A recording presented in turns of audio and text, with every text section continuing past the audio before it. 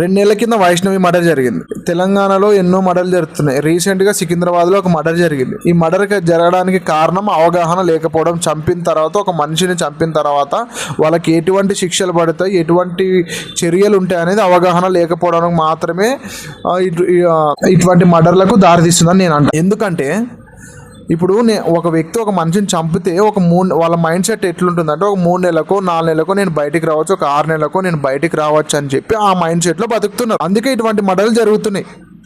ఈ మన government initiative తీసుకొని ఒక మనిషిని చంపిన తర్వాత మీకు ఎటువంటి శిక్షలు పడతాయి, ఎటువంటి నరకం అనుభవించాల్సి ఉంటుంది జైల్లో, మీరు ఎటువంటి మీరు జీవితాన్ని ఎలా కోల్పోతారని చెప్పి, ఒక జీవితంలో ఎటువంటి నరకంగా అనుభవించే వాళ్ళు అటువంటి డిజిటల్ మీడియాను వాడుకొని వీడియోస్ చేసి లోపల ఏం జరుగుతుంది, ఎటువంటి శిక్షలు ఉంటాయి, మీరు చేసే తప్పుల వల్ల మీకు ఎటువంటి శిక్షలు పడతాయి అని చెప్పి పోలీస్ డిపార్ట్మెంట్ ఒక అవేర్నెస్ ప్రోగ్రాంలు ఎందుకు చేయట్లేదు?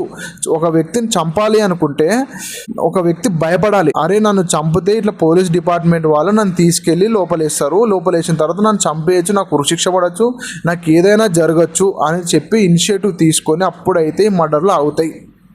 అప్పటి వరకు ఏ మైండ్ సెట్లు ఉన్నారు, నేను చంపినా కూడా 1 సంవత్సరం 2 సంవత్సరాల్లో బయటకు వస్తా అనే మైండ్ సెట్లు మాత్రమే ఉన్నారు. మన ప్రభుత్వం, మన పోలీస్ డిపార్ట్మెంట్, మన న్యాయ వ్యవస్థలు కలిసి పనిచేసి ఒక ఇనిషియేటివ్ని తీసుకొస్తే మాత్రమే ఇటువంటి తెలంగాణ కావచ్చు, మన ఇండియాలో కావచ్చు, ఎక్కడైనా సరే మర్డర్లు తగ్గడానికి అవకాశం ఉంది. అవేర్నెస్ లేకుండా అయితే అస్సలు ఇంకా చంపిన తర్వాత ఒక ప్రాణం తీసి ఒక ప్రాణం పోతుందని మన తెలంగాణ పోలీసులు నిరూపించాలా. అప్పుడు మాత్రమే మన ఇటువంటి చర్యలు ఇటువంటివి జరగకుండా ఉంటాయి. ఈ వీడియో మీకు ఎలా అనిపించిందో లైక్ చేసి కామెంట్ చేయండి ఫ్రెండ్స్.